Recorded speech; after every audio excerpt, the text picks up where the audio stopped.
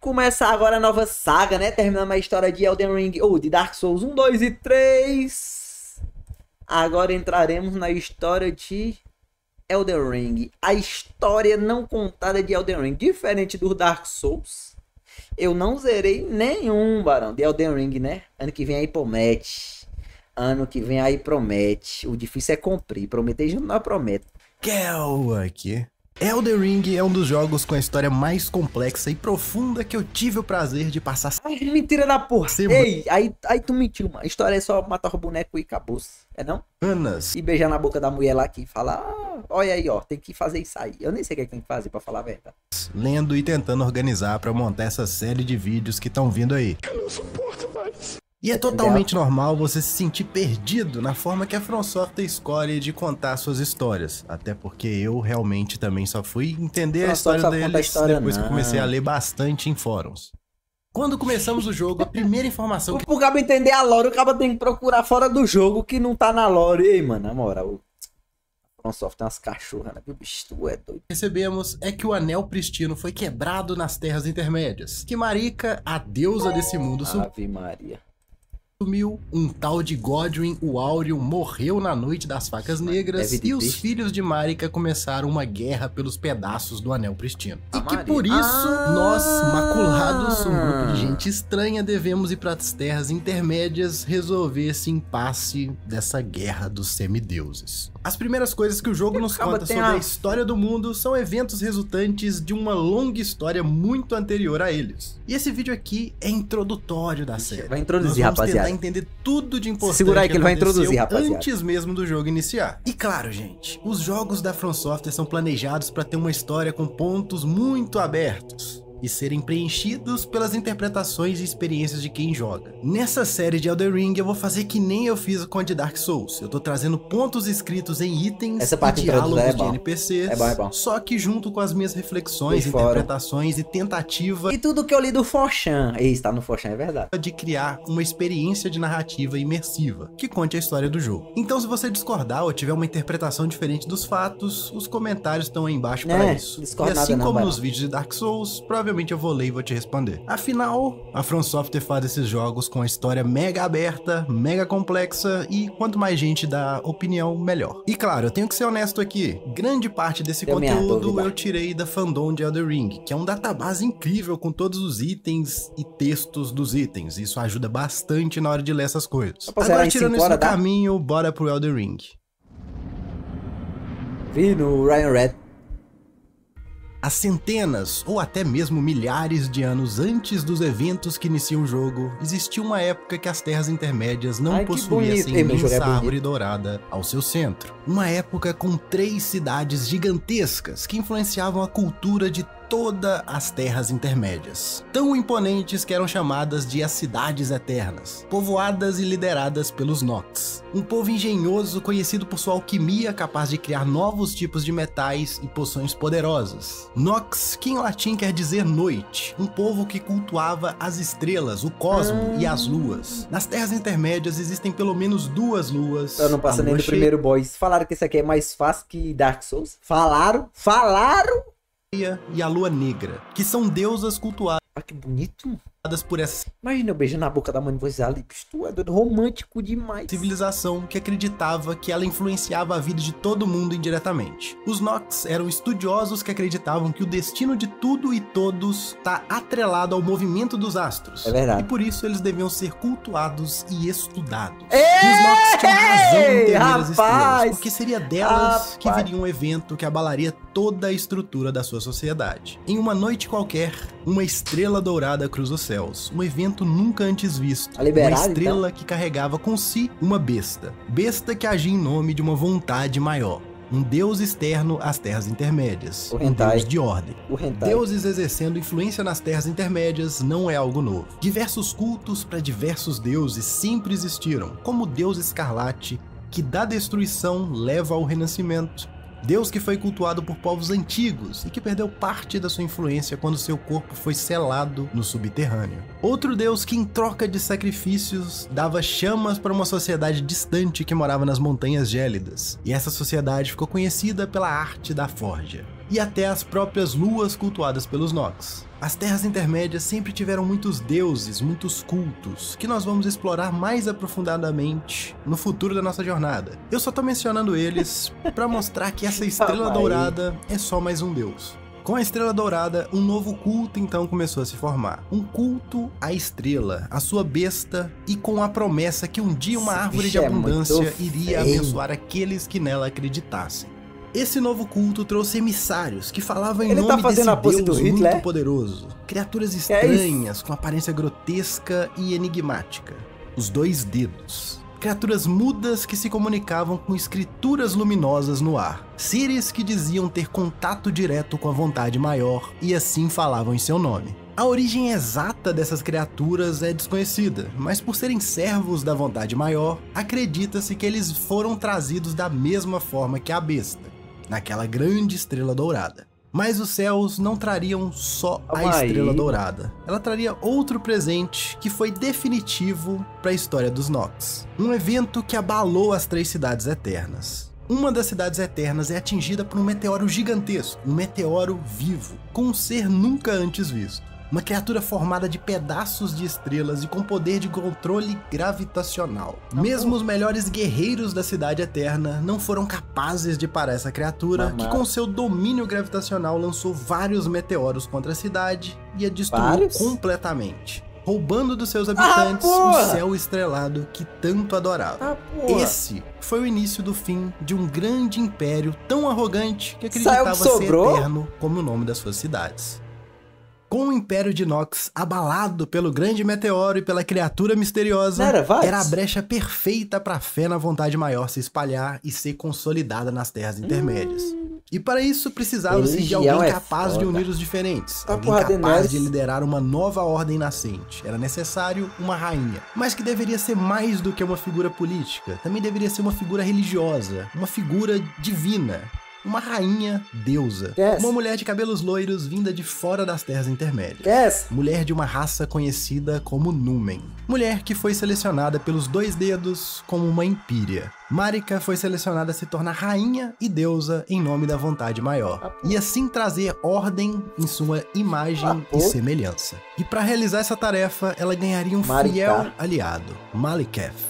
Um homem-lobo com habilidades formidáveis em combate. Um descendente de uma civilização de homens bestas que foi extinta. Tão antiga e tecnologicamente mais avançada que grande parte dos conhecimentos dessa civilização foram perdidos para sempre. Essa civilização vai voltar futuramente na nossa jornada, mas por enquanto só fica esse gostinho. Mesmo com Maliketh do seu lado, essa tarefa era árdua, já que a fé era nova e a fé dominante no momento era nas estrelas e na lua. Marika precisava de mais aliados e o seu primeiro foi o Horalu, um guerreiro temido por participar de um clã de guerreiros Crisol. Elden Ring tem muitas referências a processos de alquimia e forja, e o Crisol é um deles. Crisol é um local onde se mistura ou funde substâncias e metais em altas temperaturas. E no universo de Elden Ring, o Crisol teve a mesma função, só que com toda a vida das Terras Intermédias. Existia um ponto em um passado distante que todos os seres eram um só. Todos misturados em um caldo de vida e potencial, sem nenhuma distinção de raça, espécie ou hierarquia. É do Crisol que toda a vida nascida das Terras Intermédias veio. Sendo assim, o Crisol é uma força da natureza a ser cultuada, símbolo do divino e até considerado uma divindade. Seres que nasciam com traços mistos de várias criaturas eram então considerados abençoados pelo Crisol, e cavaleiros que conseguissem utilizar de feitiços para modificar parte do seu corpo buscando traços de outros seres também eram vistos como divinos. Horalu e os guerreiros que o seguiam se encaixavam nessa categoria e por isso eram tão poderosos e temidos no campo de batalha. E essa união da força de Horalu com a fé de Marika foi definitiva para que finalmente ela conseguisse atingir o status de rainha e deusa das Terras Intermédias. Mas o que é se tornar deusa nas Terras Intermédias? Como é que o cérebro tá fritando, mas o cara já tá sem entender nada. Ei, mano, Marika domou a besta dourada e veio nas estrelas. Besta que também é o anel pristino ou o Elden Ring. E é um deles? Ser uma deusa é servir de recipiente para o anel e servir a vontade maior, que é um deus externo às Terras Intermédias e que mantém sua influência no mundo através através de ordem. O Anel Pristino é a representação dessas leis que dá corpo à ordem. É o Anel Pristino que define o que pode acontecer ou não nas Terras Intermédias. Mas não só em questões políticas. O Anel Pristino é um conjunto de leis que moldam a realidade. Então se tornar rainha e deusa deu poderes muito além de decidir como os soldados devem se vestir ou quais dias da semana é feriado. Deu poderes para Marika de influenciar os aspectos mais básicos da realidade, como o que acontece quando as pessoas morrem, se haverá vida após a morte, se os mortos podem renascer e por aí vai. Leis que juntas acabam formando o Anel Pristino. E a vontade maior só se importa que haja ordem. Quem define qual ou como a ordem será é o deus recipiente do anel. E a Térvore, essa árvore gigantesca que nós vemos no mundo de Elden Ring, é a representação física da ordem. Algo que cresce, amadurece, dá frutos, tem várias ramificações e pode também decair, pode ser queimada. Mas qual seria a razão dos deuses externos fazerem deuses nas Terras Intermédias? Os deuses das Terras Intermédias não passam de vassalos e de peças para consolidar a influência dos deuses externos. Então Marika, apesar de ser uma deusa, ainda tem que responder a uma força maior, a uma vontade maior. A Fúria Áurea. Com a Árvore da Profecia começando a tomar forma, e Marika como a rainha e deusa nas Terras Intermédias, só lhe restava eliminar as últimas ameaças para o seu reinado, e recompensar aqueles que a ajudaram a ascender. Horalu então foi promovido a consorte e primeiro Lorde Pristino ao se casar com a rainha. Agora como um nobre, o guerreiro teria que abandonar seus antigos costumes e a sede por batalha. E para isso, ele ganhou um conselheiro, Serrosh, um homem-fera fantasma que o ajudaria a domar seus instintos. Serrosh, assim como Maliketh, tem ligações com essa civilização antiga, avançada que foi extinta. Agora com Serrosh em seus ombros, Horalu assumiria o nome de Godfrey, o guerreiro lendário e primeiro Lorde Pristino. E uma das suas primeiras tarefas dadas por Marika foi que marchasse até as montanhas gélidas habitadas por gigantes, para pôr um fim neles, já que eles cultuavam uma chama e um deus tão poderoso que seria capaz de queimar a árvore que nascia em seu reino.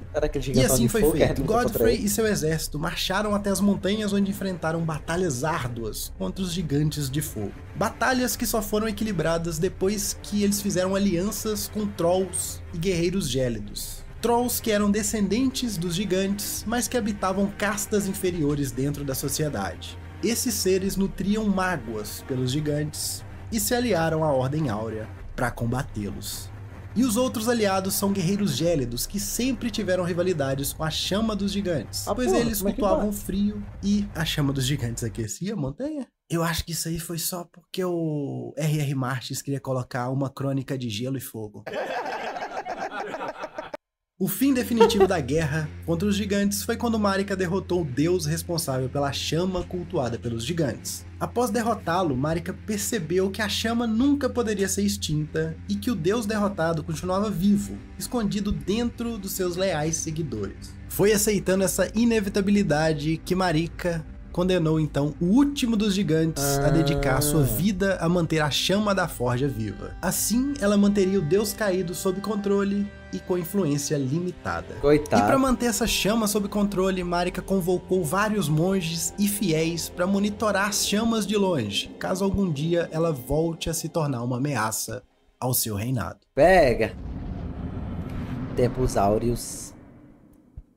Coitado, e depois da queda dos gigantes, a Era da Térvore começou. Uma era de abundância todos os seus tempos gigantes. Vários povos migravam para ver a árvore prometida e receber as suas bênçãos, que de tão abundantes caíam em forma de orvalho das flores, curando os enfermos e dando força aos fiéis. Bênçãos tão poderosas que vários acessórios e elixires foram feitos com os orvalhos que caíam da Térvore. E é nessa era que Godfrey e Marika tiveram seu primeiro filho, Godwyn o Áureo. Esse poder é desgraça, da linhagem áurea, que se tornaria o representante da força do reino. Marika e Godfrey tiveram outros semideuses, só que muitos desses nomes nem sequer são lembrados. E dois gêmeos que, por sua aparência grotesca, foram escondidos dos olhos de todos. Escondidos nos esgotos de Lindell, a capital. O crescimento da fé na Tervor e na vontade maior só aumentava, e a influência desse deus externo era sentida por todas as terras intermédias. E com medo dessa influência, os ferreiros e alquimistas de Nox colocaram em prática um design de capacete e de arma. Um capacete totalmente espelhado que o usuário que o utilizasse era imune à influência de qualquer deus, e uma arma capaz de ferir e matar até mesmo os vassalos mais fortes da vontade maior. E assim, os Nox ganhariam um papel de protagonismo nas terras intermédias. Só que esse ato de heresia não saiu impune. A vontade maior então condenou todos os Nox a viver no subterrâneo, onde eles nunca mais poderiam adorar as estrelas e as luas, condenados eternamente ao esquecimento. Povo que agora, sob punição, criavam cidades gigantescas subterrâneas e até uma lua preta feita de chumbo para fortalecer a sua fé. Os alquimistas e ferreiros de Nox continuaram a tramar maneiras de subverter a ordem que os oprimia, maneiras que ainda vamos explorar mais a fundo em vídeos futuros. Parece um pouquinho Gurren Lagann, né? Possa todo mundo vivendo em subsolo. Com o início e consolidação da supremacia da linhagem áurea de Marika e Godfrey, um culto surge para se opor ao seu reinado. Uma rainha de olhos sombrios com uma espada tão poderosa que era capaz de canalizar o poder da Runa da Morte e cobrir a sua lâmina em chamas negras. E com seguidores treinados com feitiços capazes de pegar parte dessa chama negra canalizada na espada da rainha e lançá-las contra seus adversários. Um poder digno de uma Empyrea, a candidata perfeita para pôr um fim no reinado de Marika. Esses seguidores da Rainha de Olhos Sombrios eram chamados de os Apóstolos da Pele Divina.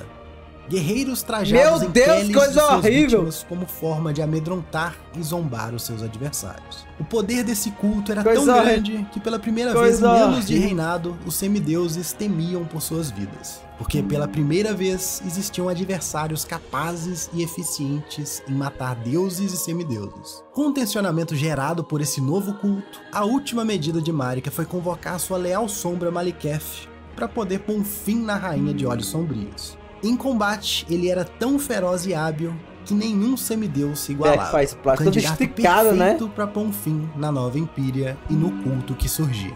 E assim foi feito. Maliketh sozinho lutou e derrotou a Rainha dos Olhos Sombrios, mas esse não foi o fim do culto. Foi apenas um enfraquecimento dele.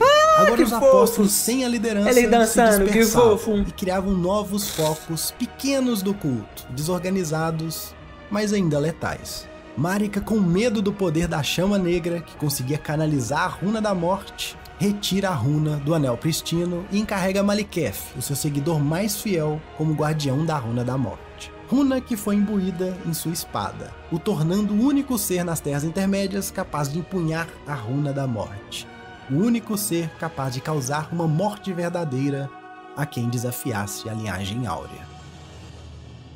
E com a remoção da Runa da Morte do Anel Pristino, as leis de vida e morte se alteraram. Uma morte verdadeira é quando o espírito e o corpo de um ser morrem. Esse ser simplesmente deixa de existir. E isso já foi procedimento normal nas Terras Intermédias. Mas com a remoção da runa, esse ciclo de espírito e corpo foi interrompido.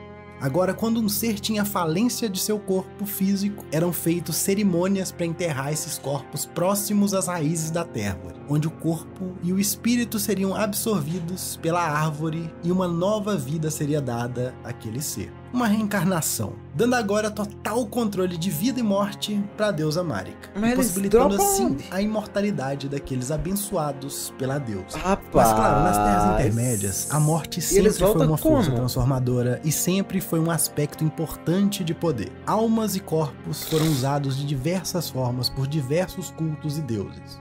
O corpo pode ser combustível para o renascimento de outras vidas, espíritos poderiam se tornar parte de um ser mais poderoso, ou até mesmo se tornar um guardião vivendo em simbiose com outros seres. Então Marika e a Vontade Maior não foram os primeiros a tentar manter domínio de como as pessoas morrem e nascem. Mas Marika foi a primeira a tentar remover a morte do mundo, tirando assim das Terras Intermédias essa força transformadora, essa força que um dia ameaçou pôr um fim em seu reinado.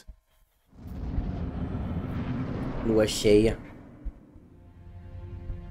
A retirada da Runa da Morte do Anel Pristino é o marco fundatório da Ordem Áurea. uma nova fase para o reinado de Marika e da sua linhagem, que agora poderiam alcançar a vida eterna. Poderiam realizar aquilo que as 3 cidades eternas de Nox não conseguiram. E a deusa ganhou o título de Marika a Eterna. Com uma deusa eterna, a imponência da Tervor e da Ordem Áurea era quase absoluta. Apenas um grupo de magos liderado por uma rainha lunar da família real cariana tinha influência e poder suficiente em Liurnia para serem considerados uma ameaça para a Ordem. E em nome dessa supremacia, um campeão de cabelos vermelhos como fogo é convocado por Marika para liderar uma marcha em Liurnia. Uma marcha contra a rainha Renala e os magos da academia. As tropas áureas eram tão grandes e fortes que conseguiram estabelecer cerco em Liurnia e parte da região ficou sob controle do campeão de cabelos vermelhos, Radagon. Com parte de Liurnia controlada pela Ordem Áurea, as tensões começaram a aumentar, o que ocasionou a segunda e definitiva guerra, onde as tropas áureas iriam dominar de uma vez por todas a região. Só que a rainha cariana tinha um trunfo ainda não utilizado: os cavaleiros carianos. Uma elite de guerreiros treinados em feitiços e com espadas imbuídas em rochas pedrilhantes, que lhes davam o poder de canalizar feitiços. Apesar do grupo de elite ser menor que 20 cavaleiros, eles foram decisivos para cortar o avanço da Ordem Áurea. Um poder tão decisivo que Radagon, o campeão de cabelos vermelhos, teve que pedir perdão a Renala e se banhar em orvalho celestial. Ritual que foi realizado na Igreja dos Locos, um local que viria a se tornar sagrado e histórico. E após esse ritual, Renala e Radagon se casaram como forma de apaziguar a guerra entre a Ordem Áurea e a família real cariana. O cara foi casar com a mulher, foi lá matar a mulher e casou com ela. Assim, uma aliança imparável. A Lua e a Tervor agora estavam unidas com um só objetivo: dominar as terras intermédias. Radagon e Renala tiveram 3 filhos: Radan, Raikard e Rennie. Radan é o filho mais velho, que admirava o Lord Godfrey e, apesar do histórico em feitiços da família, preferiu seguir o ramo militar, se tornando um general formidável. Nós ainda vamos entrar em como Radan ganhou o título de um flagelo estelar e um dos seres mais poderosos das Terras Intermédias, mas isso vai ficar pro futuro da nossa jornada. Esse Radan é DLC, é? Raikard se tornou um grande inquisidor em nome da Ordem Áurea, responsável por caçar hereges que cultuavam outros deuses. E por tem nos dois, eu lembro de um colega meu jogando, tá ligado? Dizendo que era muito difícil e os caralho. Último, Rennie, escolhida logo na infância como Empyrea e candidata a suceder a Rainha Marika, ganhando um seguidor fiel que foi criado como irmão, Blight. Alguém que a auxiliaria nessa nova e árdua jornada. Nós teremos vídeos que aprofundaremos nesses personagens, lembrando que esse vídeo aqui é apenas uma introdução, então eu não vou chegar em tantos detalhes, mas os próximos terão. Esse vídeo todinho aqui é só introdução, tá bexiga. Com a estabilidade restaurada no reino, só restava a Ordem Áurea caçar aqueles pequenos grupos que ainda não haviam se curvado. E um desses era o Lorde do Castelo Tempesvel, em Lingrave, um rei influente com poderes lendários de manipulação dos ventos. E um exército de cavaleiros treinados nessa arte. Exército possivelmente ligado a uma civilização muito antiga, liderada por dragões. Godfrey sozinho derrotou o monarca do castelo e, após a vitória, condenou todos os cavaleiros sobreviventes que seguiam o rei ao exílio. Todos estavam banidos das terras intermédias. E logo após essa vitória, foi quando todos os inimigos da Tervor caíram que Godfrey e seu exército de guerreiros perderam a graça de Marika. Agora eles não eram mais bem-vindos nas Terras Intermédias. Agora eles eram considerados maculados. Maconheiro? E por Marika lhes foi ordenado: marchem para fora das Terras Intermédias, para um local distante, onde vocês lutarão, viverão, ficarão mais fortes e finalmente morrerão. E quando o dia certo chegar, a graça será restaurada a cada um de vocês, e vocês serão convocados novamente para as Terras Intermédias. E assim começou a longa marcha de Godfrey e seus maculados para o sul, onde pegaram seus navios e velejaram para além da neblina. Que lindo! Império Ancestral.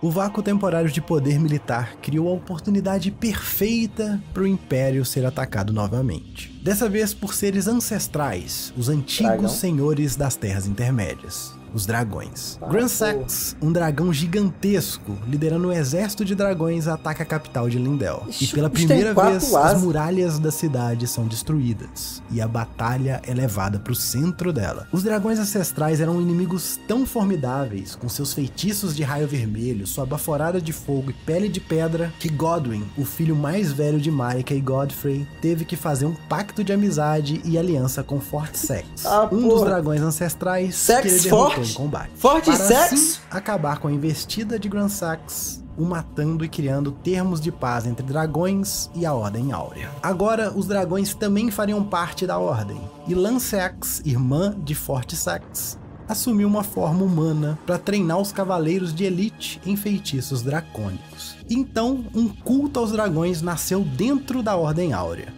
E foi nesse momento que nasceu os Sentinelas Protetores da Tervor. Um grupo de cavaleiros de elite, vestidos em escamas de dragão, com um único objetivo em vida: defender a Tervor a qualquer custo.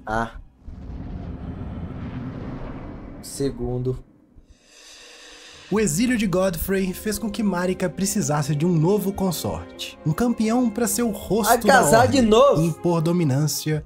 Teu cu que os Lord Pristintucci é o macho que essa mulher pegou. Não tá com a porra. Possíveis. Não tá com a bexiga. Inimigos. E Radagon, o campeão de cabelos vermelhos, herói das guerras de Liurnia, abandona sua família para se tornar rei consorte e segundo Lorde Pristino, deixando Renala apenas com um ovo de âmbar, com propriedades mágicas. O abandono de Radagon deixou Renala de coração partido e a rainha Cariana entrou em uma profunda depressão. Fragilidade que a Academia de Raia Lucaria utilizou para jurar lealdade a Radagon e trair a família real cariana, trancando a sua rainha na biblioteca da Academia e declarando guerra à família real, contratando um exército de mercenários cuco para pôr um fim em toda a família. Agora, uma das famílias mais poderosas das Terras Intermédias estava em decadência, e a união de Radagon e Marika fez com que Radan, Raikard e Rennie se tornassem semideuses. Mas a decadência da família cariana,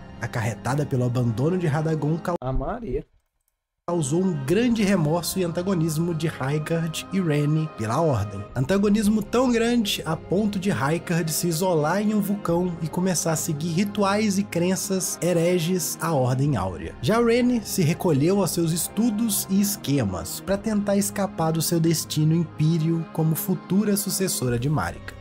Radagon, como o novo Lorde Pristino, tinha a obsessão em entender os princípios da Ordem Áurea, dar um embasamento racional e não simplesmente uma questão de fé. A ideia é fazer da Ordem uma resposta para tudo. Com isso em mente, juntou seus estudos acadêmicos sobre as estrelas e feitiços realizados em seu tempo na Mansão Cariana com a fé da Ordem, criando uma nova corrente de pensamento, os fundamentalistas, um grupo ainda mais fanatizado que pregava a eliminação de tudo que não pudesse ser explicado pela Ordem Áurea. A união desse racional com a fé pode ser vista claramente nas magias fundamentalistas criadas por Radagon e seus seguidores. Magias que têm como requisito inteligência e fé sempre em números iguais. Uma tentativa de dar um viés racional àquilo que a princípio era apenas fé. Uma técnica utilizada para tentar fazer valores baseados em crenças parecerem um ponto fechado, algo que já foi estudado, pensado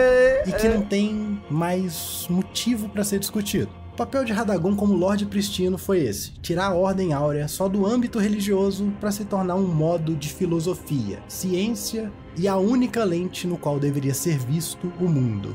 A Ordem Áurea tinha que englobar tudo e todos, e quem não se englobasse seria eliminado.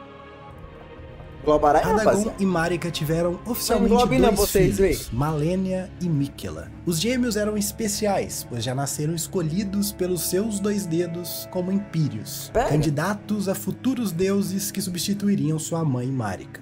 Mas ambos tinham condições peculiares. Miquella nasceu com a juventude eterna e estava para sempre preso em uma aparência de criança. Já sua irmã Malenia nasceu com uma doença altamente contagiosa que apodrecia partes do seu corpo e a consumia de dentro para fora aos poucos. Deus, Miquela se tornou um fundamentalista, seguindo os passos de seu pai, e começou a acreditar fielmente que a Ordem Áurea teria uma resposta para sua condição e para a condição da sua irmã. Calma aí, calma aí! A ponto até de conseguir criar encantamentos que seguiam os princípios fundamentalistas do seu pai. Miquela descobriu que a doença no corpo da sua irmã era muito mais do que uma mera doença, e que a Ordem Áurea não tinha nenhuma resposta para ela. O que Malenia tinha em seu corpo era a manifestação de um deus exterior, um deus que em tempos imemoriáveis já teve grande influência nas Terras Intermédias, mas que teve seu corpo selado e sua influência diminuída. E com a descoberta de novos deuses exteriores, Miquela começou a desenvolver métodos para tentar cortar a influência de deuses externos. E isso acarretou na perda da sua fé na Ordem, a ponto de deixar a capital e cometer um ato de heresia. E além das Montanhas dos Gigantes, um local proibido por sua mãe, para buscar conhecimentos que iriam além dos ensinamentos áureos. Miquela, acompanhado da sua irmã Malenia, levaram uma muda da Térvore para tentar cultivar uma nova árvore, como pilar de um novo reino que cresceria alimentada pelo sangue de Miquela, onde ele poderia criar métodos para se livrar e livrar seus seguidores de influências de deuses externos e, consequentemente, construir uma nova ordem. Desde então, Miquela e Malenia não foram vistos.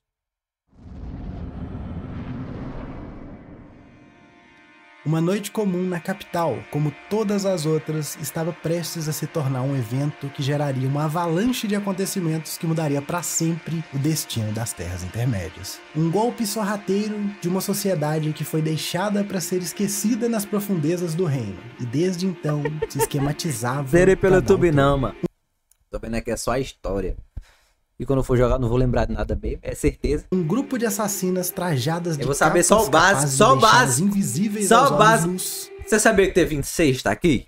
Você sabia que os anéis pristinos é porque a desgraça da mulher ficava casando com um monte de homem diferente? E com não sabia. Facas imbuídas de fragmentos de uma runa. Sabe por quê? Porque você não leu a pedra que você acha no chão, que tem de lá que ela casou com o cabra. Você não leu. Ah, pois, ó. Muito tempo retirado do Anel Pristino. Fragmentos roubados da espada de Malekith por uma semideusa. As assassinas se preparavam para um ataque rápido e sorrateiro. Os alvos eram os nobres mais próximos de Marika. Houveram muitos assassinatos na capital, mas o mais impactante para a Ordem Áurea... O outro, o Léo vai achar o jogo ruim, já que ele tem gosto ruim, passou like. Isso tudo porque eu não gostei do 1. Eu falei que o 3 é humilhante, então quer dizer que o 3 é horrível, já que eu gosto do 3. Foi o primeiro... Animal, seu animal burro da bexiga. Eu duvido tua mãe ter amado verdade.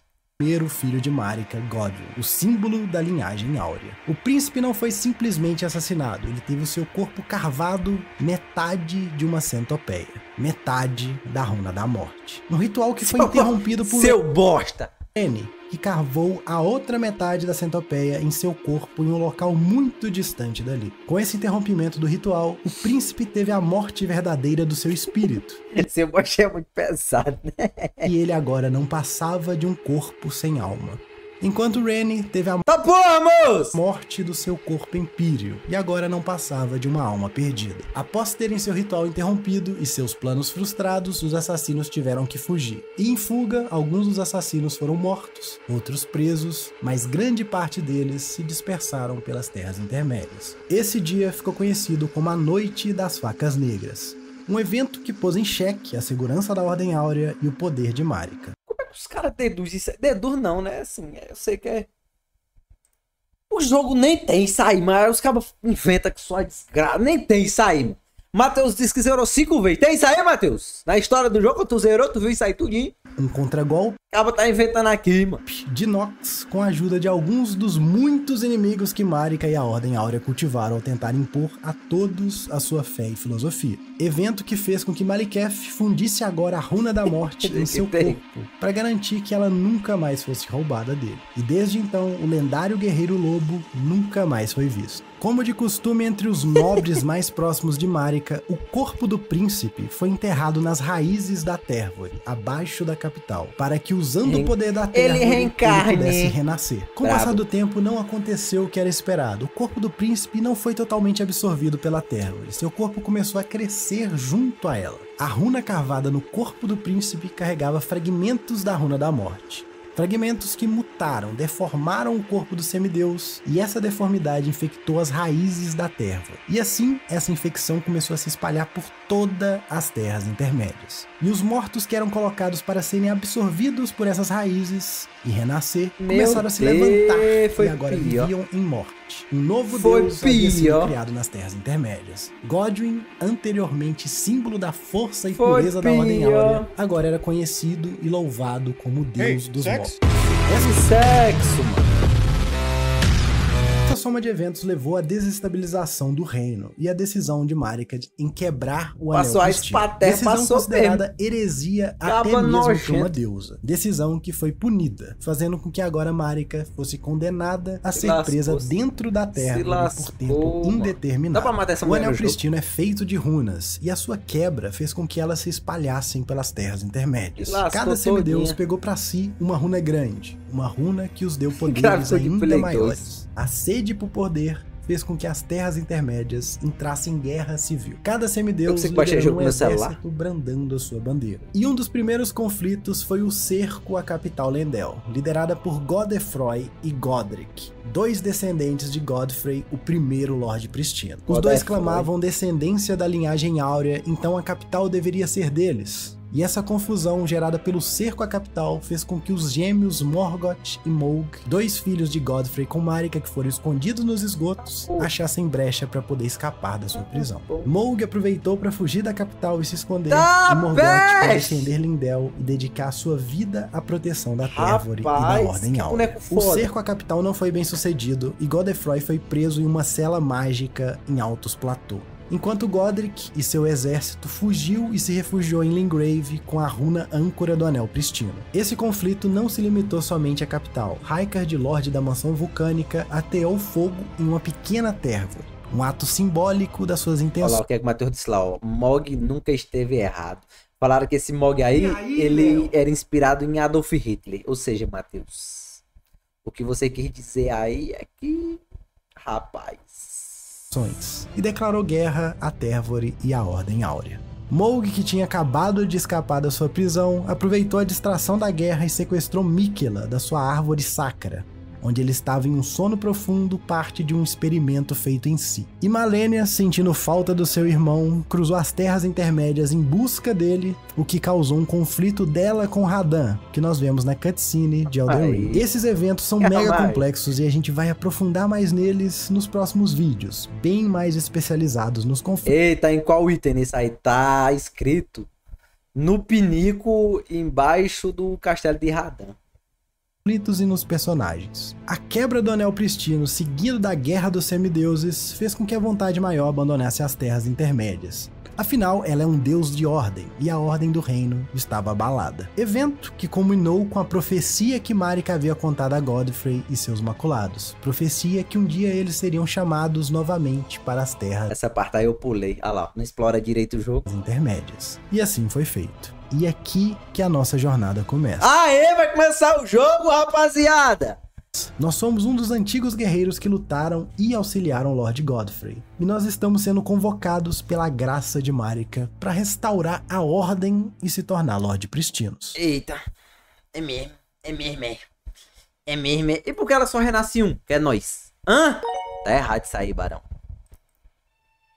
E o primeiro local que aparecemos é aqui, na Capela da Antecipação, esse pontinho isolado em Lingrave. E já nos deparamos com uma mulher morta, vestida como uma religiosa, paralelo direto com uma freira. É dentro? Esse local é um cemitério onde se enterravam os guerreiros importantes do antigo senhor do castelo Tempestvel, o Senhor da Tempestade, que ganhou um novo propósito depois da morte desse antigo monarca, pelas mãos de Godfrey. Propósito que foi agora enterrar os guerreiros que serviram ao Lorde Pristino e a linhagem áurea. Mais pra frente no jogo é possível a gente voltar nesse mesmo local aqui, e é aqui que nós vamos encontrar as cinzas do Senhor da Tempestade e um dos seus seguidores mais fiéis. Essa capela tinha conexão direta ao castelo por uma ponte, que ela já foi destruída antes mesmo da gente chegar aqui. Essa destruição pode ter acontecido porque a ponte tá muito velha e ela caiu de velha, ou como nós vamos ver mais pra frente, pode ser o ódio aos maculados que proporcionou esse evento. Alguém pode ter destruído a ponte simplesmente para evitar que a gente chegasse em Limgrave. Seguindo em frente, nós vamos encontrar esse ser grotesco. Um nobre com vários braços e pernas. Esse é um dos nobres da linhagem áurea. Parente tão distante de Mark e Godfrey, que são considerados fracos por terem diluído muito o sangue divino e áureo. E em busca de mais poder, esses parentes distantes começaram a se dedicar aos experimentos de enxerto feitos por Godric, o semideus que agora tem a runa âncora do Anel Pristino que é o novo Lorde do Castelo Tempestvel. Essa luta foi projetada pra gente morrer. Claro, vai ter uns viciados que vão conseguir matar esse bicho sem frasco de vida, sem level e só no poder da dedicação. E a recompensa pra fazer isso tudo é nada. Morreu? Aí é foda, pô. Mas você também ganha essa espada aqui, que ela é super forte pro começo do jogo e que já conta pra gente um pouco da história da linhagem áurea e do semideus que nós vamos encontrar nessa região. A espada nos diz: depois da linhagem áurea ter caído em desgraça, só restou aos seus membros a se apegarem ao passado. Pô, bicho, tá sua caveirona já. Depois da gente morrer na capela, nós agora vamos ser achados por uma figura muito importante para a história. E ela que nos dá o nosso Estus. Quero dizer, frascos de lágrima carmesim. E não me pergunta por que a gente veio parar aqui. Realmente não faz sentido nenhum e eu não vou conseguir fazer um malabarismo mental aqui para poder encaixar o motivo. Sinceramente, o início do jogo fala que cruzamos a neblina para voltar às Terras Intermédias. Mesma neblina que cruzamos para deixá-la. Então, teoricamente, seria para começarmos na Península das Lágrimas, onde o Lord Godfrey e os seus maculados pegaram seus barcos e foram embora. Mas talvez por problemas de desenvolvimento ou mudança de planos, nós começamos na Capela da Antecipação e depois somos teletransportados para a cripta, que é onde tem realmente um tutorial e a gente aprende a jogar. E pra ser sincero, na primeira gameplay eu nem percebi que tinha um tutorial aqui. O jogo não se importa em explicar ou dar pistas do porquê nós começamos na Capela da Antecipação. Me parece bem plausível, o planejado era já começar com essa cutscene aqui de sermos encontrados. Do lado de fora, nós vamos encontrar esse homem peculiar. Mais sentido, né? Esse é Varre. Assim como nós, ele é um maculado que voltou para as Terras Intermédias. E a primeira coisa que ele nos diz é que se estamos aqui atrás do Anel Pristino, igual todo maculado, é melhor baixar nossas expectativas. Porque nós não temos nenhuma donzela dos dedos nos acompanhando. Tá, mas o que é uma donzela dos dedos? Donzela dos dedos, ou Finger Maidens, são mulheres que dedicaram sua vida inteira a aprender os segredos e feitiços dos dois dedos. Toda a filosofia e profecia da Ordem Áurea. Mas elas não conseguem se comunicar com os dois dedos. São como freiras na Igreja Católica, treinadas nos costumes da sua religião para servirem de guias para os fiéis. Mas elas não têm uma audiência com o Papa ou sabem falar a língua do Papa, que no caso o Papa seria os dois dedos. Os únicos seres capazes de conversar com Deus. E para entender e se comunicar com o Papa, quer dizer, com os dois dedos, existem as leitoras de dedo, que são mulheres imortais, que essas sim conseguem se comunicar com os dois dedos, e passar para o resto dos fiéis o que os dois dedos receberam de instrução da vontade maior. Deusão foda da peste, dois dedos. Tu serve quem? Dois dedos, olha aqui ó. Dois dedos, muito foda do dedo.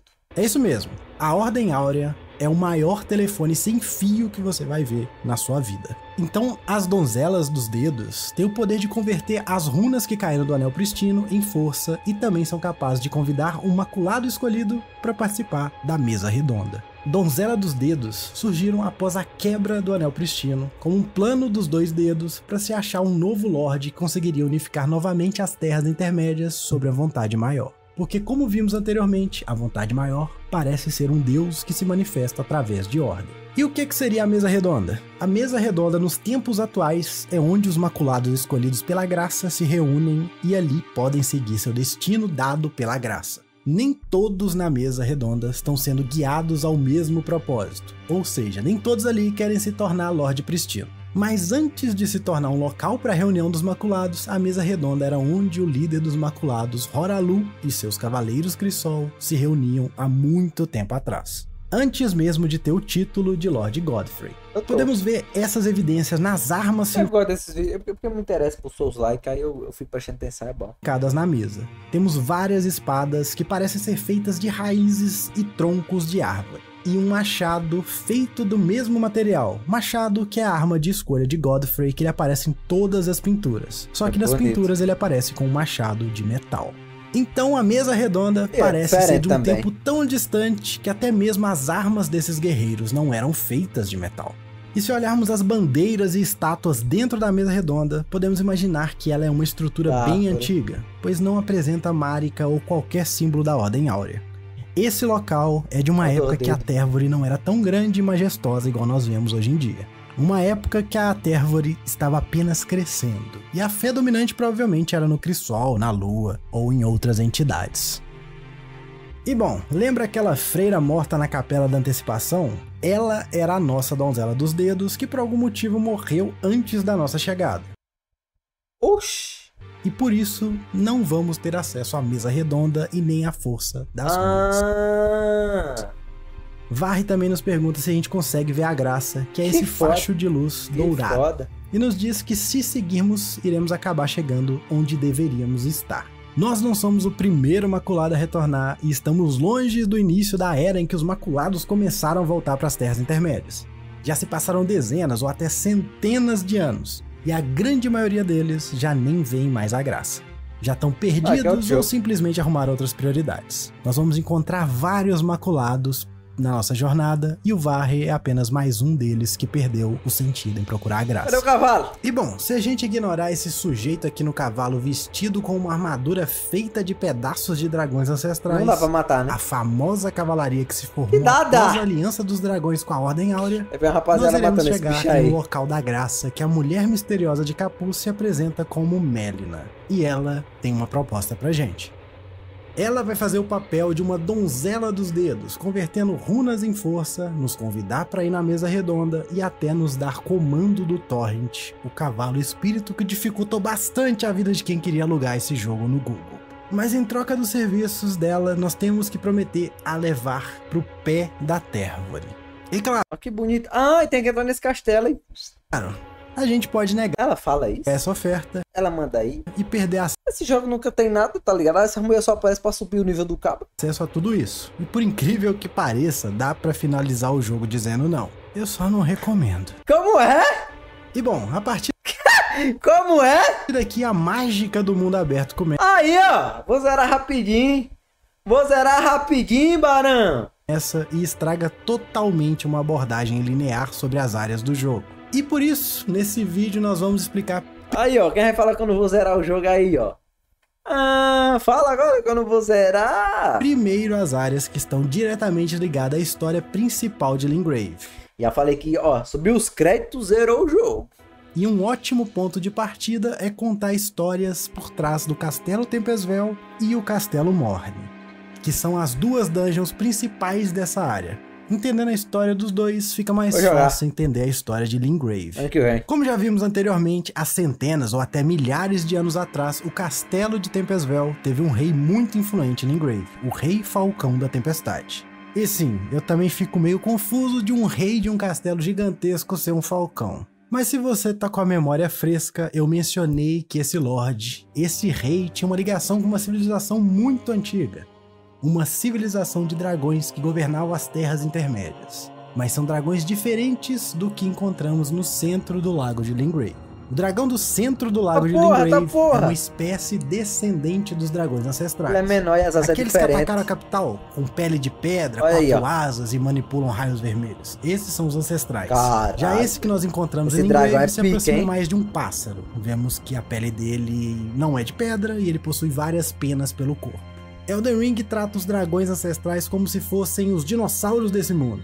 Eles representam a pré-história. Como é que voa? Normalmente bicho assim, eles têm os ossos leves, pô. Esse dragão do lago, de Limgrave, ossos pneumáticos, é um parente distante dos dragões ancestrais. E seguindo essa mesma lógica, os falcões teriam um parentesco com os dragões. Assim como a galinha do nosso mundo tem um parentesco com os dinossauros, uma linha dos dragões virou os dragões atuais, que nós vemos no lago de Lingrave, e outra virou os falcões e águias.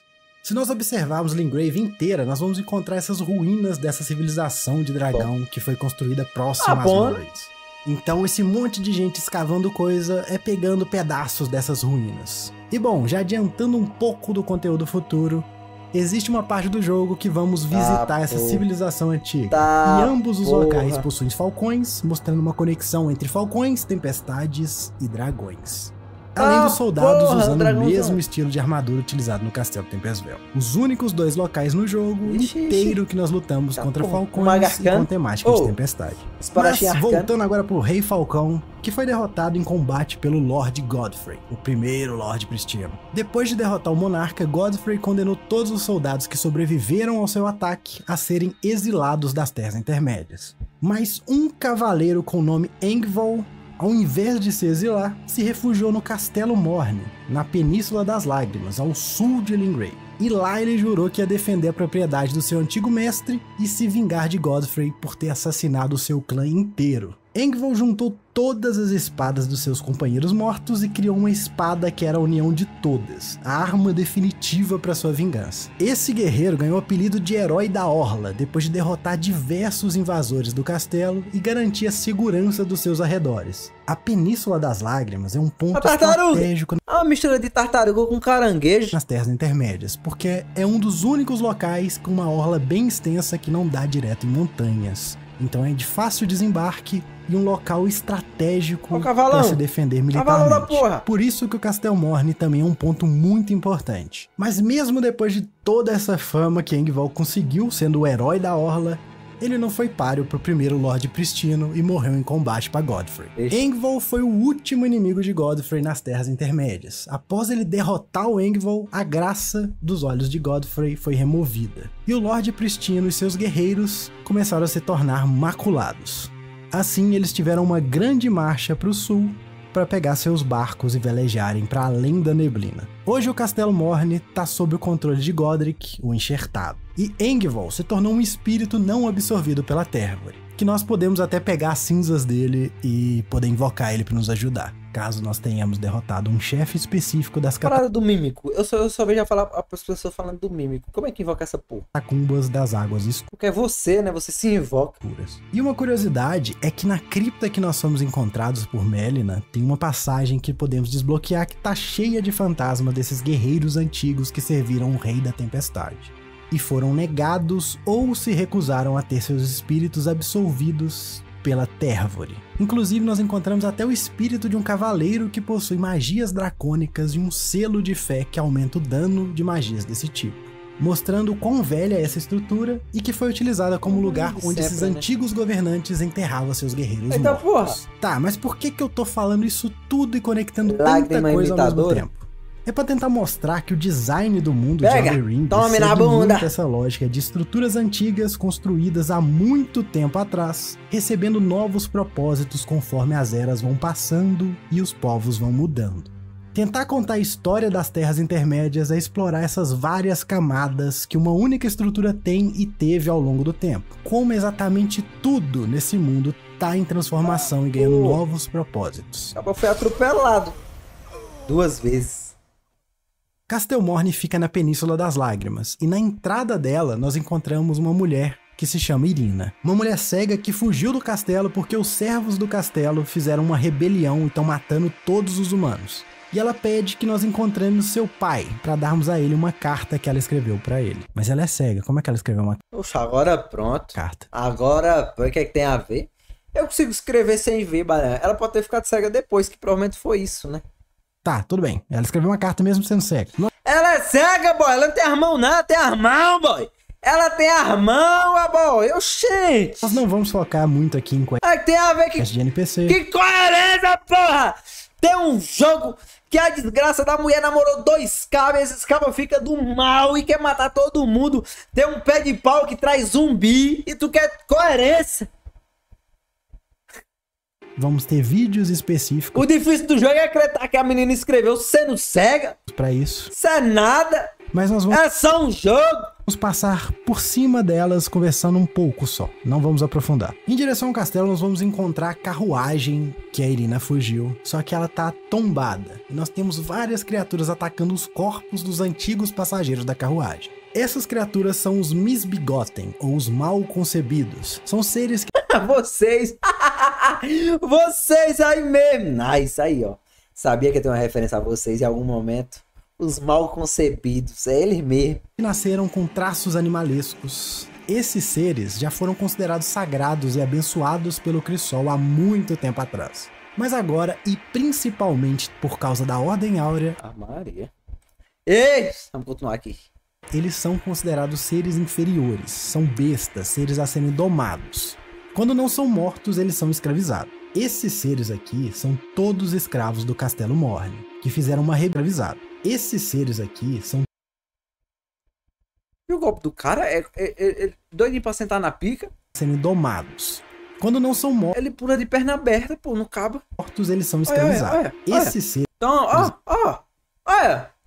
Que safadeza da peste. Aqui... Ó. São todos escravos do Castelo Morne, que fizeram uma rebelião e agora estão matando todos os humanos que eles encontram. E para reforçar esse rancor que eles possuem, podemos ver que, mesmo depois de matarem suas vítimas, eles continuam as cortando. E dentro do castelo é ainda pior, porque lá nós encontramos pilhas de corpos enforcados e até queimados. O que vemos aqui são anos e anos de ressentimento, e por isso que dentro do castelo essas criaturas estão em batalha com os soldados. Pai de Irina, Edgar, o comandante do castelo nomeado por Godric, nos diz que não pode abandonar seu posto enquanto uma espada importante estiver sob o controle dessas criaturas.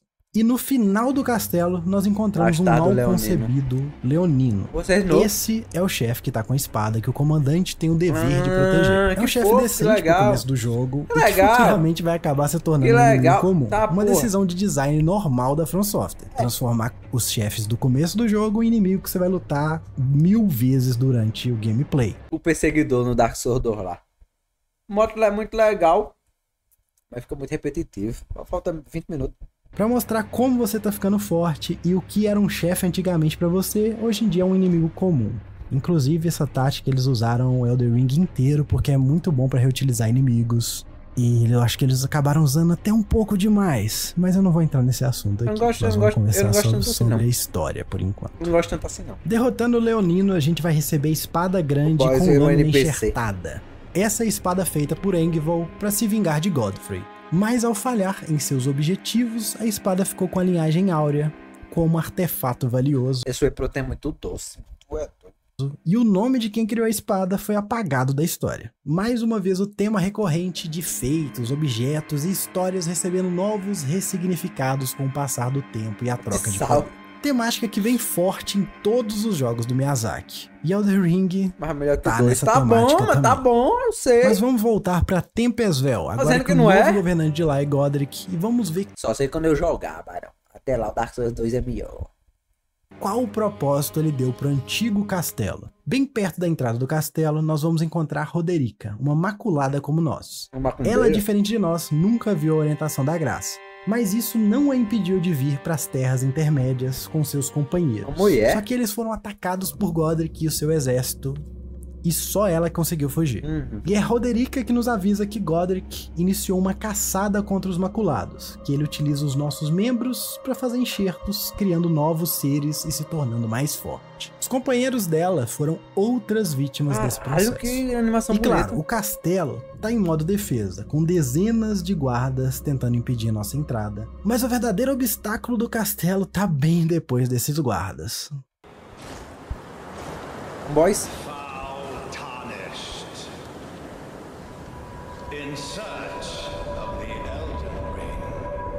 Eles querem proteger a gente de não pegar, né? Godric! Mentira, rapaziada, eu só chutei um nome aqui, não sei quem é não, o nome dele.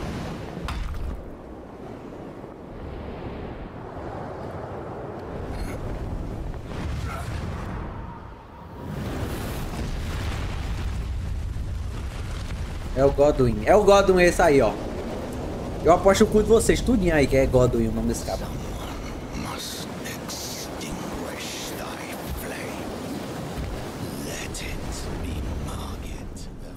Ixi, rapaziada, perderam. Vamos ter que dar. Margit. Vamos ter que liberar.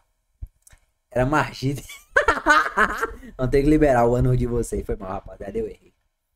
O terror de quem, como eu, tentou enfrentar ele no level baixo antes de explorar os arredores de Limgrave. Mas quem é Margit? Bom, Margit, primeiramente, é um agouro. Agouros são pessoas que nasceram com traços de vários seres. Rabos, chifres, garras. Uma condição que era considerada 10 anos pra atacar, bicho. Eu tenho uma raiva desses boys. divina. Porque ele fica carregando o ataque, eu já dou 500 pulos achando que eita agora, só que eu não tô sem coisa, ele me acerta esse corno. Por civilizações antigas, antes mesmo da Ordem Áurea existir. Só que com a criação da Ordem Áurea, esses traços começaram a ser considerados maldições e impurezas. E essas pessoas podiam passar por 2 processos. Caso o bebê fosse um agouro sem nenhum parente nobre, uma pessoa comum, na infância ele passaria por um processo de remoção desses chifres do corpo. E na Ordem Áurea, eles achavam uma boa ideia cortar todos os chifres de um bebê recém-nascido. E, se esse bebê sobrevivesse, ele já era tirado dos seus parentes para servir o exército como soldado. Já que agouros possuem uma força fora do comum e o exército seria uma forma de redenção por eles terem nascido amaldiçoados. Então ela é um nobre, mas, né? Claro, que chama de o agouro bebês caído. Nem sobreviviam à remoção dos chifres, então a intenção principal por trás desse ritual era matar né? o bebê mesmo. Só que o espírito de agouros não agora eram no bem-vindos a Tervor. Então esses seres eram simplesmente esquecidos e abandonados sem um funeral. Era um tipo de limpeza, vamos dizer assim. Se você é impuro, você não tinha nem chance de renascer porque você ia infectar a Tervor. Então essas almas desses seres eram descartáveis. Agora, caso o agouro fosse descendente de um nobre, o tratamento era um pouco melhor. A criança poderia manter seus chifres, mas ela seria mantida presa nos esgotos da capital, longe dos olhos de todos por toda a sua vida. Coitado, afinal, você mano. ter um filho agouro é uma desonra para sua família e a prova dessa impureza que corre no seu sangue. Margit, então, é um nobre agouro, porque nós podemos ver que ele tem todos os chifres e ele começou a ser conhecido e temido após a quebra do Anel Pristino. Margit tem uma fixação por derrotar todos os guerreiros que um dia sonham em se aproximar do Anel. E aqui ele veio cumprir a sua missão. Ele tá aqui pra fazer você desistir de ir atrás do Godric.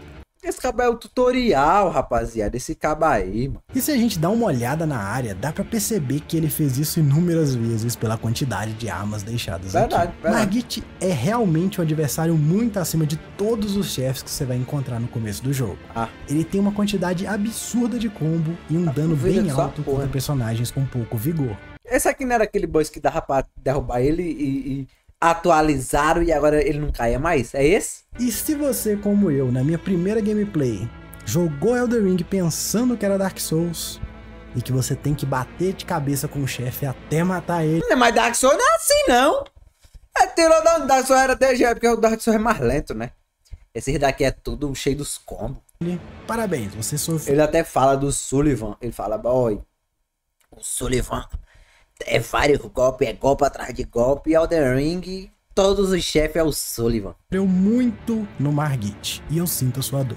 Margit, ele tá aí pra fazer o que ele falou que ia fazer. Ele é um chefe extremamente forte pro início do jogo, que o intuito dele é fazer você explorar Limgrave, reunir ferramentas e passar de level. Pra aí sim encarar ele. Ou fazer um vídeo de como ele é roubado nos primeiros patches do jogo. Você pode escolher um dos dois. E bom, depois de uma longa luta e de ter... Oh meu Deus! É a segunda em menos de 5 minutos. Derrotado o Margit, dá pra perceber pela fala dele que ele não tá morto. Afinal, ele... vai ter que esperar até quarta, mano. Não tá terça aqui não? Botei terça aqui não, Barão? Ah não, botei só quarta, né? A história não contada tá pra quarta. Nos ameaça que lembrará de nós e que ele não terá piedade. Mas até aí tudo bem, já dá pra gente finalmente entrar no castelo. E é aqui na entrada do castelo que nós encontramos esse servo sem um braço, que nos diz que não deveríamos ir pelo portão principal, porque ele tá... Eu vi um vídeo desse maluco diz que ele rouba a gente, né? Altamente guardado e que... Safado. Seria melhor ir pela lateral, já que os guardas nem sabem dessa abertura. Ah, porra. E bom, realmente seguir o conselho dele é a melhor opção. Mas esse amiguinho aqui é um grande de um filho de uma p... porque toda vez que a gente morrer no castelo, ele vai roubar uma parte das runas e vai ficar... É toda vez? Ficar nos seguindo por toda parte. É toda vez? Tem como matar ele pra isso não acontecer, mas lá pra frente ele se torna um mercador com uns itens que podem ser interessantes pra você. Bom, a primeira coisa que grita nesse castelo é como ele tá destruído e cheio de buraco. O que não parece ser uma condição recente do castelo. As plantas... Só é bizarro como ele rouba a gente, né? Não faz nem sentido, mas é a vida. Crescendo em volta dos buracos estão ali para demonstrar quão antigo ele é. E sim, a direção de arte da From Software pensa até nesses minúsculos detalhes na hora de contar a história de um buraco em um castelo. Essa destruição tem mais cara de ser da época que Godfrey atacou o castelo para desafiar o Rei Falcão. Outra coisa que chama atenção além dos inimigos falcões e dos buracos do castelo é quando nós chegamos na área onde fica o armamento e as armaduras desse castelo, que parecem estar ali há muito tempo sem manutenção. Se olharmos para os ornamentos desses objetos, podemos ver várias armaduras ornamentadas com dragões, várias armas em formatos de dragões e até mesmo barricatas com ornamentos de águias e falcões. Objetos que não tem nenhuma ligação com a ordem. Os caras produzindo o jogo aqui, o game design. Ei, bota o que aqui, bota qualquer coisa aí, barão. Os caras vão achar história pra isso aí mesmo. Coloca qualquer coisa. Aí bota. Os caras, olha aí, ó. É tudo pensado, barão. Oda gênio, olha aí, ó. A lore é que aí inventa qualquer coisa só pra dar lore. Conversam isso aqui. Em áurea ou até mesmo com a linhagem áurea, que é representada por um leão. O que é uma dica pra gente que esse castelo e esses objetos são de uma era muito antiga e que seus donos originais não tinham nenhuma ligação com a Ordem Áurea, mas sim uma admiração por dragões e águias. Mas claro, como vimos mais cedo, ela tem essa temática de estruturas ganhando novos propósitos com o passar dos governantes. E com isso em mente, podemos ver as bandeiras de leões em alguns cômodos, pinturas de Godfrey, já como Lorde Pristino, e bandeiras antigas queimadas. São vestígios no castelo de um tempo que Godfrey derrotou o Rei Falcão e tomou para si. Agora quem manda nesse castelo é o Godric. E na sala de jantar nós podemos ver a contribuição dele para essa história. Podemos ver aqui os vários membros arrancados que ele utiliza para criar seus enxertos e um quadro gigantesco de Godfrey, que é a grande inspiração desse semideus. Essa pequena sala é para mostrar que tudo isso que o Godric tá fazendo, tá se enchendo de enxerto, é pra tentar ser igual ao Godfrey. É pra tentar voltar em um passado que já não tem mais local nesse mundo. Muito foda. É tentar reviver a linhagem áurea. A linhagem que o propósito inicial era a pureza do sangue dos seus descendentes, mas que já se diluiu tanto que mal dá pra saber quem realmente é descendente de Marika. Nós também encontramos Rogier em uma capela dentro do castelo. Rogier é um maculado como nós, só que sua ambição não é se tornar Lorde Pristino. Ele veio ao castelo porque acredita que tem um grande segredo aqui. Algo muito importante para ajudar ele a entender sobre os que vivem em morte. Mas antes da gente ir ver o que Rogier tanto procura em Tempestvel, vamos parar para analisar mais uma evidência que comprova o quão velho é esse castelo. Essa capela que encontramos com Rogier é de um culto muito anterior a Marika e à Ordem Áurea. Aqui nós podemos ver homens abraçados a ramos que nascem de um tronco, que é uma das representações do Crisol. Mesmo design que vemos em elmos e lanças de alguns cavaleiros Crisol. O tronco com diversos ramos representa a diversidade de vida, de ideologias e crenças nascendo de um lugar comum. O Crisol em Elden Ring não representa somente diversidade de vida, é uma analogia à diversidade cultural e de como esses ramos nascendo de um único local conviviam juntos. Competiam juntos. A Térvore e a Ordem Áurea, como vemos em outras estátuas desse tipo, é apenas um dos ramos desse tronco que foi cultivado nutrido em detrimento dos outros. Essas estátuas são de uma época que se cultuava o Crisol e a figura da deusa Marika nem era presente. Tanto que quando olhamos para as igrejas da Ordem Áurea, nós vemos que a sua estrutura é totalmente diferente das que cultuam o Crisol. As da Ordem Áurea são marcadas pelas estátuas de Marika, sempre na sua pose de crucificação. Essa é a substituição da divindade natural do Crisol, a força da natureza, por uma personificada de uma deusa, uma mudança de filosofia do que é ser divino. Igrejas de Marika na época da Térvore, quando Godfrey era o Lorde Pristino, eram utilizadas para espalhar a fé em Marika através das lágrimas sagradas que abençoavam aqueles que as bebiam em rituais religiosos. E é nessas 12 igrejas de Marika que nós coletamos as lágrimas sagradas que melhoram nossos frascos da vida. Vamos ver mais dessas igrejas de Marika e também dessas estátuas e estruturas antigas com essa mesma característica do Crisol em outros lugares históricos no futuro. E elas vão servir de dicas para sabermos quão velha é a estrutura e que tipo de povo que como é que sabe onde é que tem que ir nesse jogo, mano? Então só por essas pequenas evidências que encontramos espalhadas no level design, a gente consegue entender que esse castelo é uma construção tão velha que existia até mesmo antes de Marika se tornar deusa. Mas vamos então ver o que de tão importante e secreto tem no castelo para Roger vir aqui arriscar sua vida mesmo sem a intenção de se tornar Lorde Pristino.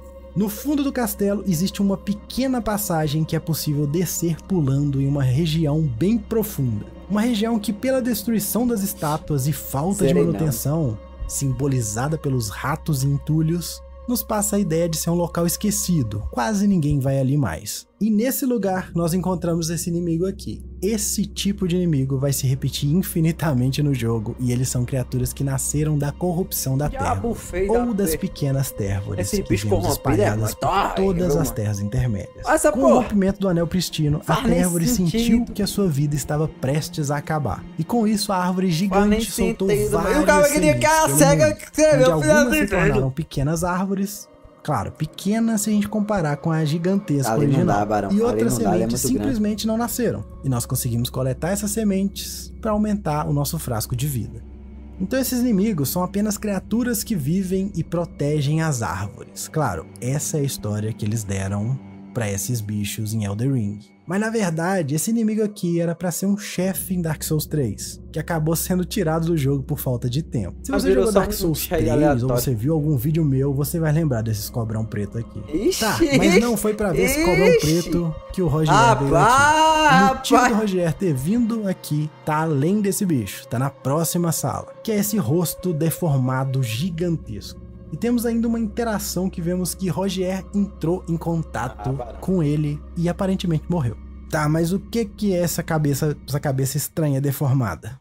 Anteriormente, falamos da Noite das Facas Pretas e da morte do Príncipe Godwyn. Bom, essa cabeça gigantesca aí é do Godwyn, o primeiro filho de Marika. Aí você pode me perguntar, ué, mas o Godwyn foi enterrado debaixo da Térvore, que é lá em Lindell, a quilômetros de distância do castelo. Por que a cabeça dele tá aqui? Bom, como nós vimos, o corpo do Godwyn tinha fragmentos da Runa da Morte, fragmentos que deformaram seu corpo e acabaram infectando todo o sistema de raízes da Térvore. E sério, o sistema de raízes da Térvore se espalha pelas terras intermédias inteiras. Então a presença de Godwyn e a sua corrupção tá praticamente em todo lugar, e essas raízes só crescem mais e mais, aumentando ainda mais a sua influência no mundo. Podemos ver várias dessas raízes espalhadas pelo castelo, e essa cabeça é mais uma das várias que ele possui. E se prestarmos atenção no design das raízes ligadas em Godwyn, em outras partes do mundo, sempre vamos encontrar os olhos mortos dele nelas.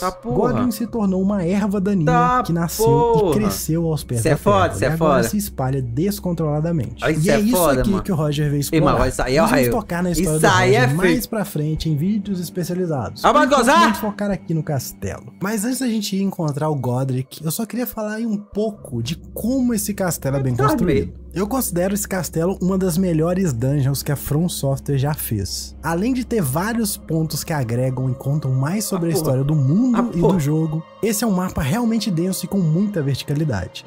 Existem áreas nesse castelo que eu só fui saber que existiam na minha segunda gameplay de tanta coisa que tem aqui e que não é obrigatória. Esse próprio rosto do Godwyn, eu só fui encontrar bem depois de já ter matado o Godric. Esse castelo tem até um cavaleiro Crisol mega escondido em uma área que nem parece que é alcançável. Então realmente, esse mapa é um mapa cheio de segredo que é incrível de você descobrir depois de horas de gameplay. Mas chega de elogiar o castelo e bora ver o que o atual dono desse castelo representa. No final do castelo, admirando um corpo de dragão, nós encontramos o semideus.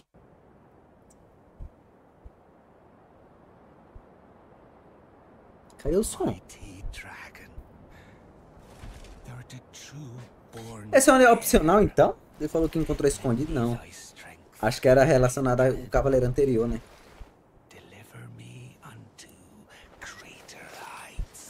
Eita, tem 6 dedos. Muito feio.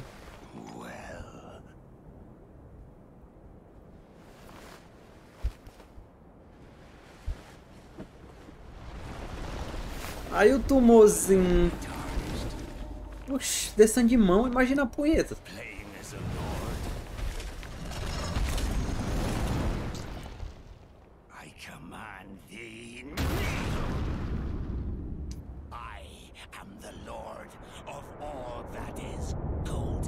Eita.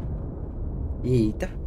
Godric é um parente distante de Marika e Godfrey, ou seja, o sangue real e divino já teria se diluído demais e por causa disso ele sempre foi tratado como inferior. Ele não tinha a pureza áurea. E uma das consequências de ser tão inferiorizado é querer se provar pros outros.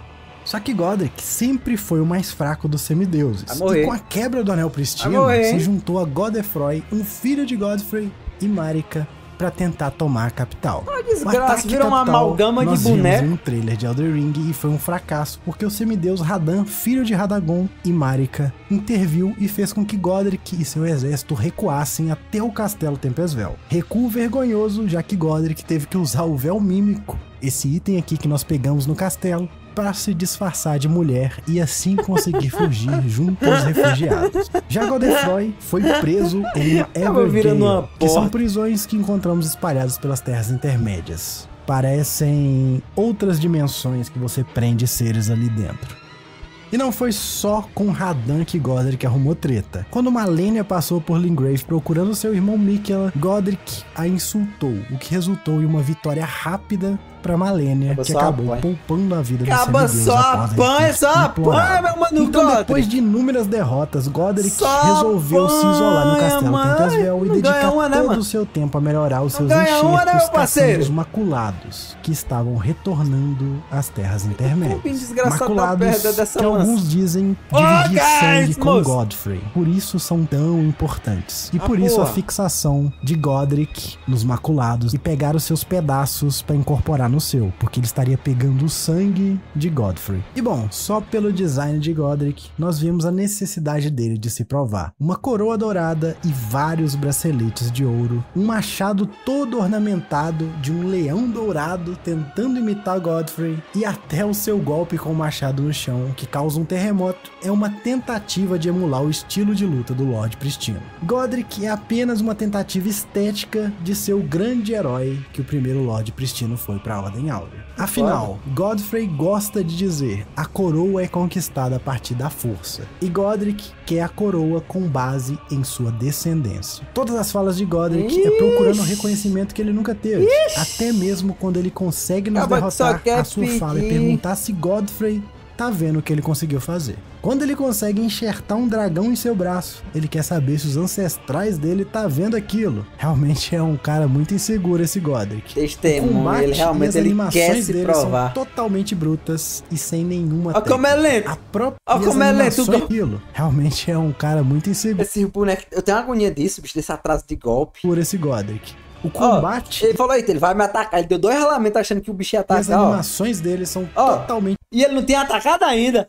Brutas e sem nenhuma técnica. A própria forma com que ele se mexe e rola pelo chão é o cuidado da From de mostrar como esse é um deus que não tem experiência em combate. Como ele é desajeitado, desengonçado e ele nem sabe o que ele tá fazendo ali. Godric não passa de alguém que sofreu muito por ser considerado inferior e fraco por seus familiares e agora tenta se provar passando por cima dos outros e tratando eles como inferiores também. Atitude que não ajudou muito, porque o Margit, que estava na porta do castelo, estava tentando impedir a gente de chegar no Godric. Provavelmente tentando proteger o semideus e a runa que ele carrega, já que ele é considerado o semideus mais fraco. Matando Godric, nós ganhamos a runa âncora do Anel Pristino, que é a runa mais poderosa que conseguimos pegar. Afinal, quando a gente ativa ela, ela dá mais 5 em tudo. O que no começo do jogo é absurdamente bom. Só que para ativar uma runa grande, nós precisamos ir numa estrutura polêmica e misteriosa, a Torre Divina de Lingrave. Além dessa torre, existem mais 4 torres, cada uma referente a cada portador de uma grande runa. A polêmica sobre essas torres é que a comunidade não consegue entrar em um acordo de quem ou quando elas foram construídas. E realmente o jogo não tem nenhum texto que nos diga exatamente quem foi o construtor dessas torres. Então só nos resta trabalhar com o que nós temos, que é a aparência da torre, que se nós observarmos bem, ela parece que foi feita, esculpida em pedra, Uma arquitetura e escolha de design bem diferente das que vemos nas estruturas bonito, mais recentes, mano. Como as criptas e até mesmo o Castelo Tempestvel, que nós já vimos que é uma estrutura antiga, mas não tão antiga igual essas torres. Se olharmos para os inimigos que estão guardando a torre de Elengrave, gostosa aqui é todo dia. Esses golems gigantes são autômatos feitos por uma civilização muito antiga que hoje se encontra em ruínas. Quem os achou os deu um novo propósito. E o design deles é similar ao que encontramos nas torres, o que nos dá pistas que os dois vieram do mesmo lugar. Futuramente, em um lugar proibido, nós vamos encontrar esse mesmo design de torre e de golems, que vai nos dar uma pista ainda maior de quem foi que construiu essas duas coisas. Seres que existiam muito antes da vontade maior chegar nas terras intermédias. No topo da torre nós vamos encontrar os dois dedos mortos, e lá poderemos ativar a runa que acabamos de pegar de Godric. Todo semideus ao nascer tinha dois dedos, e esse é o do Godric. Nós sabemos que a vontade maior renunciou os semideuses após a quebra prístina e a guerra. E com isso ela deixou as terras intermédias. Mas o que é estranho é os dois dedos estarem mortos. Os dois dedos eram conhecidos pela sua imortalidade e por serem seres muito antigos. Talvez com o abandono da vontade maior das terras intermédias, a forma de renunciar deus seja a morte de dois dedos referente a ele. Essa seria a explicação de em toda torre que temos que ativar uma runa, os dois dedos daquele semideus está morto. Essa torre aqui entra naquela temática de estruturas antigas recebendo novos propósitos com o passar do tempo. Apesar dessa torre ser muito antiga, muito mais antiga do que a Ordem Áurea, ela foi apropriada pelos dois dedos como um local de meditação e onde eles buscavam contato com a vontade maior. Nossa próxima parada é Liurnia, a região que mudou a forma como magia funciona nas Terras Intermédias e casa de um grande império de feiticeiros capaz de bater de frente até mesmo com os deuses. Eu sei que tem gente que vai preferir que eu fizesse um vídeo de 7 horas falando de Elden Ring, mas eu tem vídeo aí de 1 bilhão de horas de Elden Ring, bizarro, mano. O cara explicando todos os itens, todas as armas, mano, deu me livre. Queria entregar esses vídeos esse ano ainda, então se prepara que ainda vai ter uma série com várias horas falando sobre Elden Ring com cada região específica. Então se você chegou até aqui, muito obrigado. Acabamos, foi bom, mano. Quarta-feira a gente vê os outros. Bom demais, eu gostei. Muita lore e vai ter coisa que eu vou me perder aí, com certeza. Obviamente tem muita coisa aí que eu esqueci. Se eu já não tiver esquecido. Mas é a vida assim mesmo, né? Vamos ser verdadeiros.